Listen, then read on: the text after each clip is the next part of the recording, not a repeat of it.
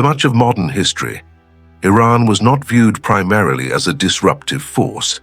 It was seen as a civilizational state. Long before contemporary borders existed, Persia functioned as a center of administration, culture, and regional influence. Empires rose and fell across its territory, leaving behind institutions, traditions, and a deep sense of historical continuity. This legacy matters, because countries with long memories behave differently from those shaped only by recent borders. For centuries, Iranian political culture emphasized sovereignty, resilience, and autonomy. Foreign domination was remembered as humiliation. Independence was equated with survival. These ideas did not disappear with modernization. They hardened. When the modern Middle East emerged in the 20th century, Iran entered it carrying a different self-image than many of its neighbors. It did not see itself as a newly created state. It saw itself as a historical actor, temporarily constrained. That distinction would shape everything that followed.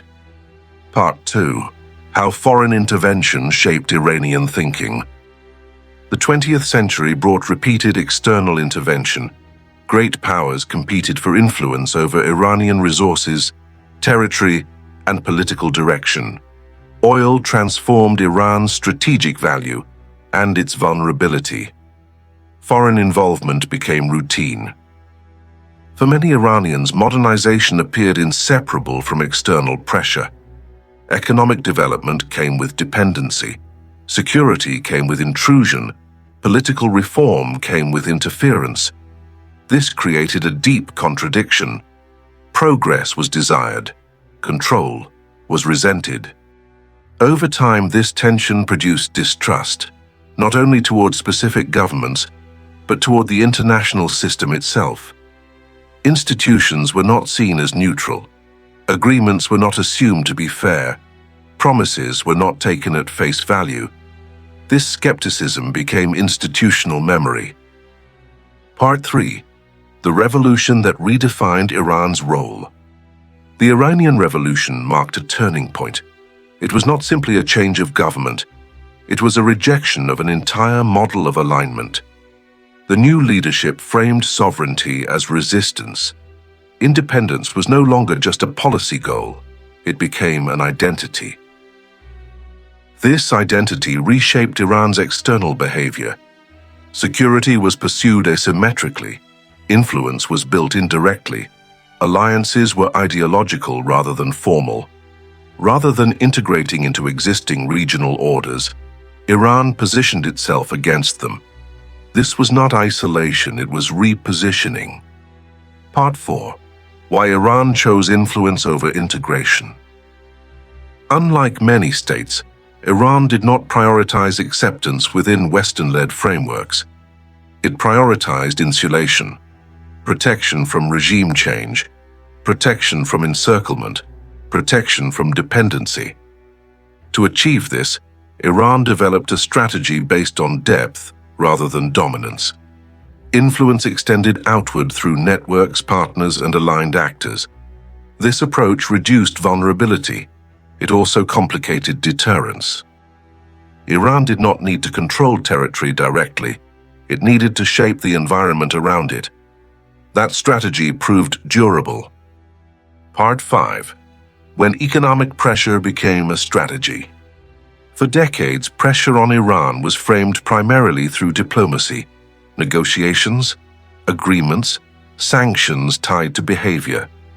Over time, however, economic pressure stopped being a supporting tool. It became the strategy itself. Sanctions were not new to Iran, but their scope, coordination, and persistence changed. What once targeted specific sectors expanded into a system designed to constrain the entire economy. Oil exports declined, access to global finance narrowed, trade routes became increasingly complex. These measures were justified as alternatives to war. Economic pressure, in theory, could produce compliance without violence. In practice, it reshaped Iranian society. Part 6. how sanctions filtered into daily life. Economic pressure rarely affects governments alone. It filters downward. In Iran's case, sanctions accelerated inflation, weakened the currency, and disrupted supply chains. Basic goods became more expensive. Imported medicine became harder to obtain. Small businesses struggled to operate across borders. These effects were cumulative. Each restriction added friction. Over time, friction became hardship. The Iranian economy adapted, but adaptation carried costs. Informal markets expanded, smuggling increased, economic transparency declined. This did not weaken state control, it shifted it. Power consolidated among actors capable of operating within constrained systems. Ordinary citizens absorbed the shock. Part 7. When tariffs expanded the battlefield. By early 2026, economic pressure entered a new phase. The United States announced tariffs targeting countries that continue doing business with Iran. This move extended pressure beyond Tehran. It internationalized the cost of engagement.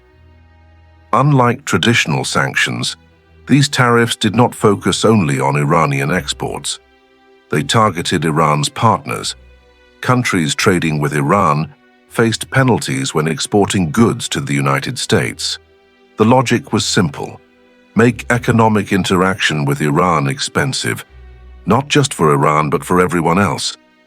From Washington's perspective, this approach increased leverage. Instead of persuading Iran directly, it reshaped the incentives of third parties. Trade with Iran now carried a global cost. Part 8. Why tariffs hit Iran differently. For Iran, the impact of tariffs is indirect, but powerful. Iran depends on a limited number of trade corridors, energy exports, regional commerce, selective international partners. When those partners face penalties, trade volumes shrink, prices rise, supply tightens, economic pressure deepens. Unlike larger economies, Iran cannot easily reroute trade without cost. Each additional barrier increases inefficiency, and inefficiency fuels inflation. This matters politically. Economic stress does not automatically translate into political change, but sustained hardship alters expectations. When daily survival becomes uncertain, trust in institutions erodes. That erosion does not always target leadership first. It targets stability. Part 9. How economic pressure fed domestic unrest. By the time nationwide protests erupted, economic frustration was already embedded. Rising food prices, currency depreciation, shrinking purchasing power. These were not abstract indicators. They were lived experiences. Protests were triggered by immediate grievances, but they were sustained by long-term pressure. Sanctions and tariffs did not cause unrest alone, they intensified it. The state responded with force and control. Internet restrictions, communication shutdowns, security deployments. These measures restored order, temporarily, but they reinforced a cycle. Economic pressure, unrest, repression, further isolation. Part 10. What the United States says it wants. Officially, American objectives remain consistent: prevent nuclear escalation, protect regional stability, defend international norms. Economic pressure is framed as a means to these ends. Tariffs are presented as tools of accountability. But there is a gap between stated goals and structural effects. Economic isolation does not weaken the state uniformly. It weakens society unevenly. Those with access to power adapt. Those without bear the cost. This creates a paradox. Pressure intended to constrain leadership often hardens it. Threat perception increases. Security logic dominates. Compromise becomes riskier. Part 11. What economic pressure really seeks to change. Beyond public messaging, economic pressure serves a deeper function. It reshapes Iran's strategic environment. By limiting economic integration, it restricts Iran's options. Trade becomes fragile. Growth becomes constrained. External alignment becomes selective. This does not eliminate Iranian influence, it channels it. Rather than pursuing normalization, Iran invests in insulation, self-reliance, regional networks, asymmetric leverage. Economic pressure reinforces this posture. In this sense, tariffs are not designed only to punish, they are designed to contain, to slow expansion, to increase cost, to narrow strategic bandwidth. Part 12. Why pressure has not produced resolution. Despite decades of sanctions and now expanded tariffs, the core conflict remains unresolved. Iran has not collapsed, it has not capitulated, it has adapted. Economic pressure has changed behavior at the margins, but it has not altered the fundamental calculus. Security remains paramount. Sovereignty remains non-negotiable. External pressure confirms internal narratives. This reality sets the stage for the next phase. Economic tools have reached their limits. Pressure continues, but outcomes remain uncertain. Part 13. When protests broke the surface. By early 2026, unrest in Iran had reached a visible breaking point. What appeared on international screens as sudden protests was, in reality, the release of accumulated pressure, years of economic strain, rising prices, shrinking opportunity. The demonstrations did not begin with ideology, they began with frustration. Initial gatherings focused on material grievances, food costs, currency collapse, access to basic services. But as protests spread, demands widened. Economic anger blended with political disillusionment. This expansion alarmed authorities, not because protest was new, but because scale was. Part 14. How the state responded. The state reacted with familiar tools. Security forces were deployed rapidly. Public gatherings were dispersed. Arrests followed. But the most consequential response was less visible. Communication was restricted. Internet access slowed or cut. Mobile networks disrupted. Information flows fragmented. This strategy was not improvised. It reflected institutional learning. Control the narrative. Limit coordination. Reduce external visibility. By isolating protest zones digitally, authorities aimed to localize unrest. The goal was containment, not engagement. From the state's perspective, repression restored order. From society's perspective, it reinforced distance. Each crackdown widened the gap between authority and legitimacy. Part 15. How the story was told abroad. International coverage, particularly from Western outlets like CNN, framed the events through a familiar lens. Protests were portrayed as evidence of imminent collapse. Repression was presented as desperation. Economic pressure was implied to be working. This narrative emphasized momentum. Change felt close. But narratives built for immediacy often miss structure. Iran's political system has weathered unrest before, not by flexibility, but by resilience. External coverage highlighted brutality. Internal dynamics highlighted endurance. Both were partially true, but neither alone explained outcomes. Part 16. What Washington said it wanted. Official statements from the United States followed a consistent script. Support for human rights, condemnation of violence, solidarity with protesters. Allowing Iranians to choose their future was emphasized. Economic pressure was framed as moral leverage. Tariffs and sanctions were described as tools to hold leaders accountable. This messaging resonated internationally. It aligned with liberal norms. It framed the United States as a defender of civil society. But public framing does not reveal full intent. Strategic objectives often operate beneath moral language. Part 17. what pressure actually seeks to achieve. Beyond public statements, pressure serves structural goals. It limits Iran's capacity to project power. It constrains resources available for regional influence. It narrows strategic options over time. Economic stress weakens flexibility. A constrained economy cannot easily fund allies, proxies, or long-term initiatives. From Washington's perspective, this containment matters more than immediate political change. Regime collapse is unpredictable. Containment is manageable. This explains a recurring pattern. When protests fail to overturn the system, pressure does not ease, it intensifies. The objective shifts from transformation to endurance. Make the status quo costly. Part 18. Why pressure and protest do not align. There is a contradiction at the heart of external pressure. Economic sanctions and tariffs increase hardship. Hardship fuels unrest. But unrest does not necessarily weaken the state. It often justifies repression. As threats increase, security logic dominates. Dialogue contracts.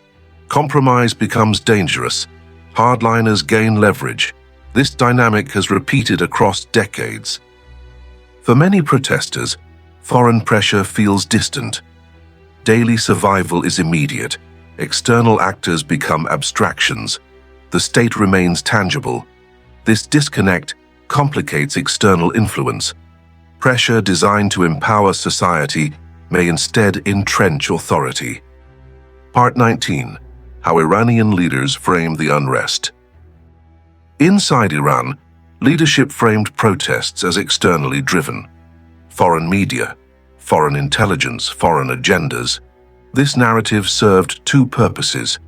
It delegitimized dissent, and it reinforced siege mentality. In a system built on resistance, external pressure validates internal messaging. Economic isolation becomes proof of hostility. Repression becomes defense. This framing does not convince everyone, but it convinces enough. And in systems built for endurance, that margin matters. Part 20. Why the moment did not become a turning point. Despite scale and visibility, the protests did not transform the system. Order returned, control reasserted itself. Economic pressure continued. From outside, this looked like stagnation. From inside, it looked like survival. This outcome highlights a central tension. External actors seek change through pressure. Internal systems adapt to pressure through control. Between them lies society, bearing cost without determining outcome. Part 21. What this reveals about power and limits. The events revealed limits on all sides. Limits of repression, limits of protest, limits of external leverage. Pressure can destabilize. It rarely decides. Protests can challenge. They rarely govern. Iran's system remains intact, not because it is popular, but because it is resilient under strain. That resilience is the product of structure, not approval. Part 22. Setting the stage for what comes next. The protests did not end the conflict. They reframed it. Economic pressure continues, containment deepens, societal tension simmers. This sets the stage for the final question. Not whether Iran will change, but how and at what cost, and whether external pressure accelerates resolution or prolongs equilibrium. Part 23. Why the future is not a single path. Discussions about Iran often assume a binary outcome: collapse or survival, war or peace, change or continuity. Reality is more complex. Iran's future does not hinge on a single event, but on the interaction of pressures that rarely align cleanly.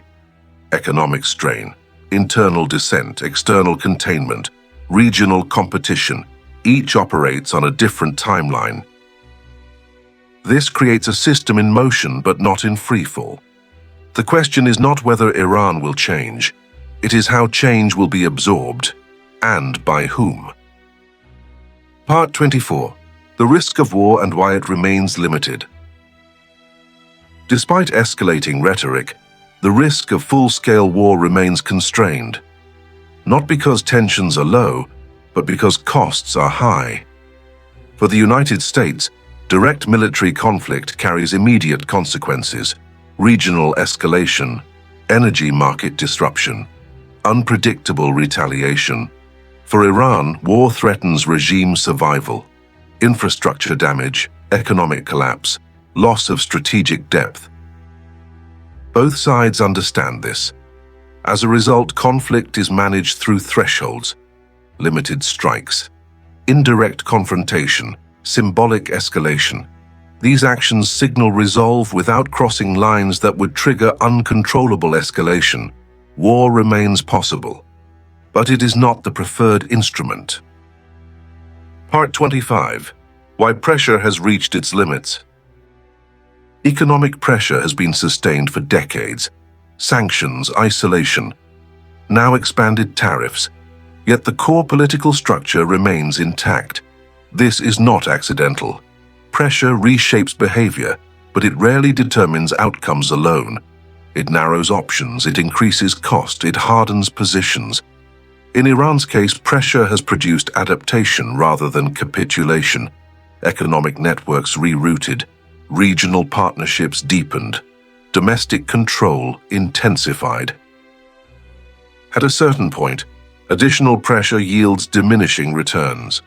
Hardship increases, leverage decreases. This is the plateau of coercion. Part 26 is Scenario 1. Controlled continuity. The most likely short-term scenario is continuity under strain. The state maintains control, economic conditions remain difficult, periodic unrest emerges and recedes, external pressure continues, regional influence persists, but selectively. In this scenario, Iran neither collapses nor reconciles, it endures. Costs are distributed unevenly. Society absorbs hardship. The system survives. This outcome is not resolution. It is management. Part 27, Scenario 2. Negotiated de-escalation. A second scenario involves partial de-escalation, limited agreements, targeted relief, incremental normalization. This does not imply full reconciliation. It implies pragmatism. Both sides seek breathing room. Iran reduces risk exposure. External actors reduce escalation pressure.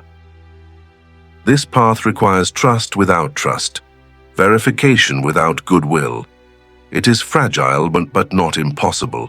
Its success depends less on ideology and more on timing, economic need, political opportunity, regional context.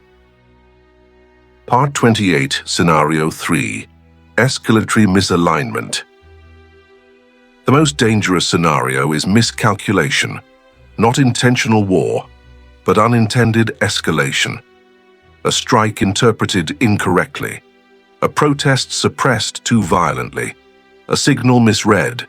These moments compress decision time. They remove space for restraint. In such environments, actors respond to perception rather than intent. Escalation accelerates, control diminishes. History shows that wars often begin this way, not through design, but through failure of alignment. Part 29. What limits external influence? External actors face structural limits. Pressure cannot redesign identity. Sanctions cannot rewrite history. Tariffs cannot dictate legitimacy. Iran's system draws resilience from opposition. Resistance is not a tactic, it is a framework. This does not make Iran immutable. It makes change endogenous. Pressure may influence conditions. It rarely controls direction. Part 30. Where Iran's real choices lie. Iran's leadership faces constraints of its own: economic sustainability, generational change, technological isolation. Long-term survival requires adaptation, but adaptation risks dilution of control. This is the regime's dilemma: Stability versus flexibility. Change, if it comes, will likely be gradual, incremental, managed, internally framed. Part 31. What this means for the region. Iran's trajectory affects more than itself. Regional actors adjust. Alliances recalibrate. Security doctrines evolve. Risk tolerance shifts. Containment without resolution prolongs tension. Resolution without inclusion risks backlash. The region absorbs the consequences. Part 32. The central paradox. The paradox is clear. External pressure seeks transformation. Internal systems seek endurance. Between them lies a society bearing cost without agency. This gap defines the present moment. It explains why crises recur without resolution, why pressure persists without closure. Part 33. What history suggests. History favors systems that adapt without collapsing. Iran has done this before, not by opening, but by bending. Whether bending can continue indefinitely remains uncertain, but collapse is not imminent, and war is not inevitable. Part 34. The question that remains. The future of Iran will not be decided by tariffs alone, nor by protests alone, nor by threats alone.